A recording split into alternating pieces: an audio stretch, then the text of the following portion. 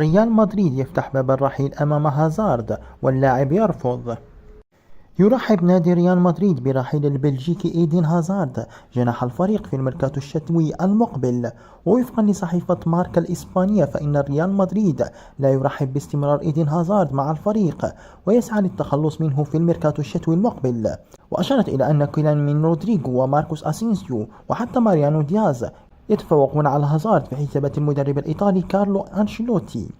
وأوضحت أن هازارد يعرف أن ريال مدريد يفتح باب خروجه، حيث نسى النادي الملكي كيف قاتل من أجل حسم صفقته قبل 3 سنوات.